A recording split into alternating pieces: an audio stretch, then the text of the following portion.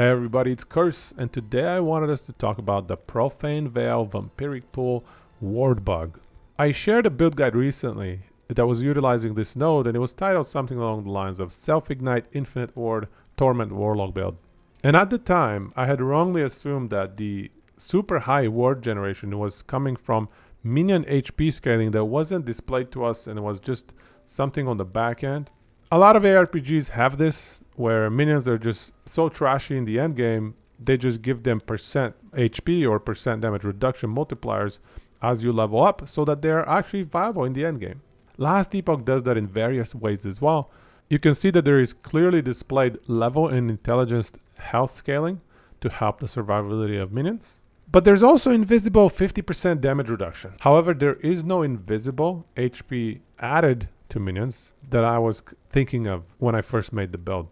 Since then, we have tested this extensively, and we have confirmed that vampiric pool gives you exactly 40% of your minion HP pool as ward. And I'll give you a very quick demonstration. If you take Bone Curse and you just spec into these 5 points, Bone Prison here should have 500 base health. We can confirm that with Marrow Shards minion friendly fire, and just actually counting the amount of damage that we do to the minion. And as you can see, we do pretty much exactly 500 damage. So that's a pretty easy validation. It is worth noting, however, that Summon Bone Prison, as you can see on the bottom left there, it should have intelligence and level scaling at 3 HP per level and 3 HP per int. And that is not implemented in the game right now. So this is a bug that would cause Bone Prison to have more HP than it does today.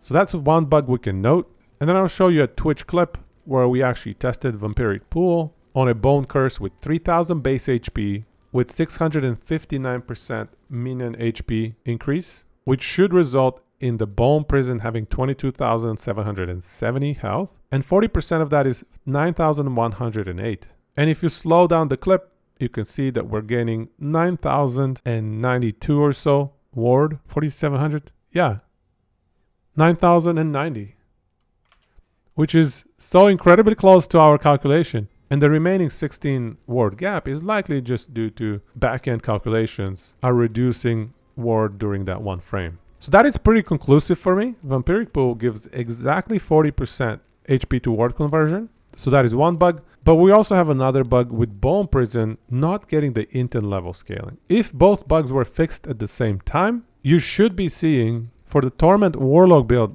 that I shared last week, that would be a factor of roughly 8 times the reduction of ward gain. And now let's go back to the build planner for the Torment build that we have. In this setup, I'm running tier 7 minion health or tier 5 minion health in pretty much every slot that we can. We've dropped a lot of the int in order to be able to get that. And the total here we can see is 2237 on average, or if you go max, 2500 increased health. Let's just grab 2500 and get an estimate of how much ward that would be at 40% conversion with Veil and at 4% conversion with Veil. So starting with a 3000 Bone Prison HP, an ambitious 2500% minion HP increase, which is a multiplier of 26 times.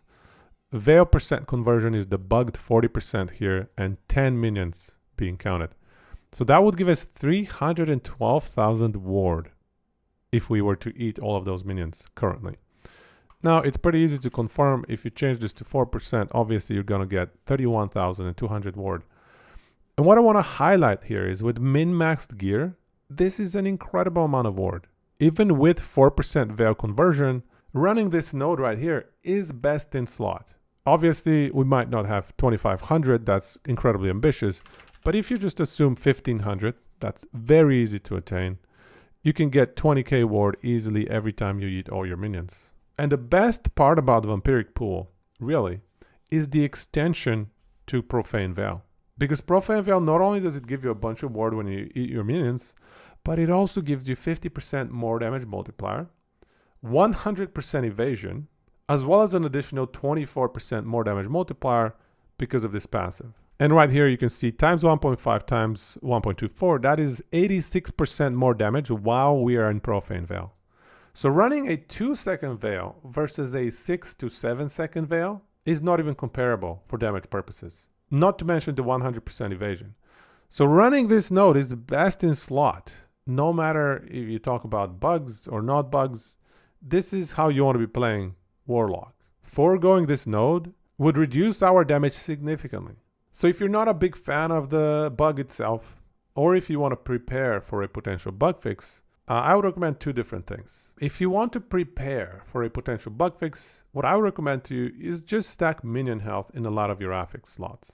As you saw in this quick little sheet, if you can get up to 1500 to 2000 minion HP increase, you get extremely respectable ward.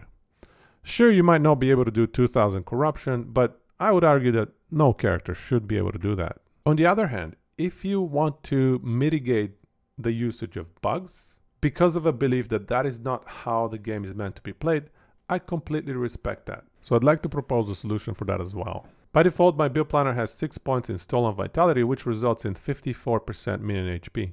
If you were to remove the minion HP modifier or prefix out of every single item slot here, you would have 54% minion HP increase, resulting in 1.54 minion HP multiplier, and yet at 50%, bugged veil percent conversion, that would be 18,480 ward gain from every single veil usage. That would be the equivalent of running 1,440% minion HP at the non-bugged 4% veil conversion multiplier. You can see that we get the exact same ward amount. And getting 1,440% minion HP increase is extremely easy. That is basically 5 tier 7 slots, not counting the armor and maybe not counting the amulet. 5 tier 7 slots gives you 1440% minion HP.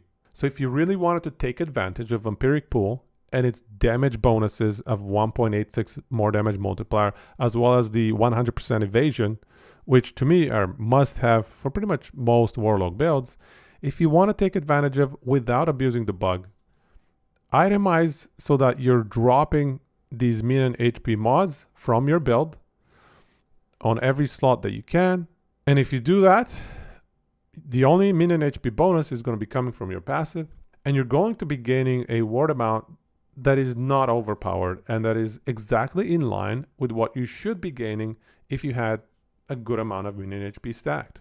So you could do that by just leaving 5 of your prefixes to be somewhat useless, either blank or let's say elemental damage or something that doesn't give you anything to the build. Even something like vitality is pretty useless to the build.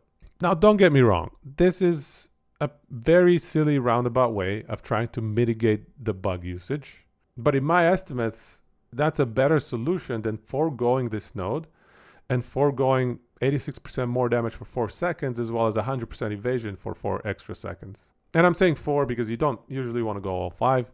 You want to roughly stay in Veil for about 6 seconds, which is the duration of your fissure. And I completely acknowledge that this does not solve the problem of the bug's existence, and it's a very silly way of trying to address the bug issue. But it would be a solution for a subset of people that don't want to be abusing the bug, or a subset of people that want to gauge the true power of this build without the bugged interaction. This would give you an extremely good proxy of what that would look like. But if you're looking for a solution to the actual bug itself, I think it's fairly obvious that I cannot provide you with that.